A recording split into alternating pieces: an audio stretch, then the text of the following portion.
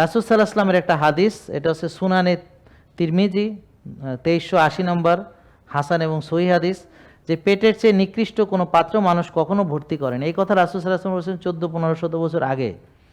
তাহলে পেটে মানুষ একটি পাত্র খুব খারাপভাবে পূর্ণ করে, সেটা হলো তার পেট। তাহলে দেখেন তখন ছিল সব মনে করেন অর্গানিক খাবার, তখন না কেমিক্যাল ইন্ডাস্ট্রি ছিল, না কোনো ফুড ইন্ডাস্ট্রি ছিল, না কোনো ড্রাগস ওরকম ছিল, না কোনো ডক্টররা ছিল সার্টিফাইড, না কোনো সার্টিফাইড নিউট্রিশনিস্ট ছিল, নাহলে সার্টিফাইড হেলথ ট্রেনার, কিছুই ছিল না। এগুলো হচ্ছে এক একটা ইন্ডাস্ট্রিয়াল প্রোডাকশন। এগুলো পরে আস্তে আস্তে আপনারা ভালোই বুঝতে পারবেন যত দিন যাবে। যেমন উনি ব্যায়াম করাচ্ছে, কয়দিন পর ওরা জিজ্ঞেস, আপনার কী সার্টিফিকেট, আপনি যে ব্যায়াম করান, মানে ওর সার্টিফিকেট লাগবে, ব্যায়াম করাইতে হলে সার্টিফিকেট লাগবে, বুঝতে পারছেন? তো এগুলো কেন? তা আগে মানুষ যখন হাল চাষ করতো, এরা সার্টিফিকেট দিত কেটা? তারপর কয়দিন পরে কেউ যে ভ্যান গাড়ি চালানোর সার্টিফিকেট, তোমার ট্রেনিং কই?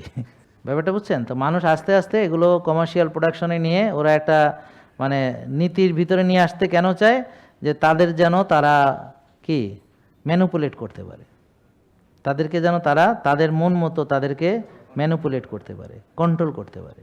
এই কন্ট্রোলের জন্য এগুলো করে, বুঝতে পারছেন? কন্ট্রোল করার, আর কিছু না। তো আদম সন্তানের জন্য কয়েক লোকমাই যথেষ্ট। তো হালাল এবং তৈয়ব যদি খাবার হয়, আপনারা যারা আমাদের ফলো করছেন তাদের নিশ্চয়ই বুঝে গেছেন যে একটু খেলেই হয়ে যায়, অনেক খাওয়ার কোনো সুযোগ নাই, দরকারও নেই। তাহলে খাবারটা যদি প্রকৃত হয়, রিয়েল ফুড হয়, তৈয়ব খাবার হয়, হ্যাঁ, তাহলে একটু খেলেই হয়।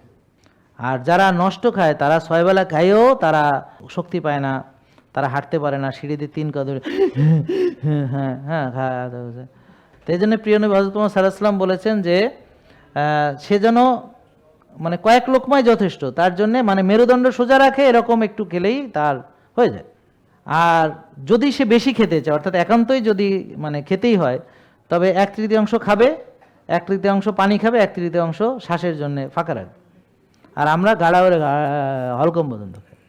তাহলে দেখেন, তাহলে তৈয়ব খাবারও খালি খেলেই হবে না, ক্ষুধা লাগলে খাও, ক্ষুধা থাকতে থাকতে খাওয়া শেষ করো, তারপরে সর্বোচ্চ সীমা 1 ভাগ খাও, আবার রোজা রাখো, সঙ্গে আবার কায়িক শ্রম করো, ব্যায়াম করো, ইত্যাদি ইত্যাদি।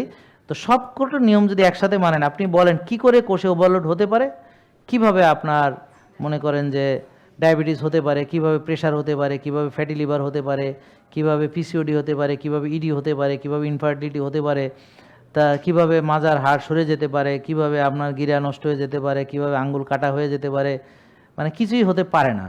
তো এখন এইটা আমরা না বোঝার ফলে, এটা না জানার ফলে আপনারা কি করছেন, ওই সমস্যা তো যা আছে আছে, সাথে আরও কেমিক্যাল আপনি কেমিক্যাল খাচ্ছেন। তো খেয়ে কি হচ্ছে, খেয়ে লিভার কিডনিও নাচছে, পেটেও যাচ্ছে, এইভাবে এখন আপনি অনেক বড় রোগী হয়েছেন, এখন আপনি অবস্থা বেশি খারাপ। কি ঠিক আছে নাকি? জেকে লাইফস্টাইল লিমিটেড, ওষুধ মুক্ত সুস্থ জীবন।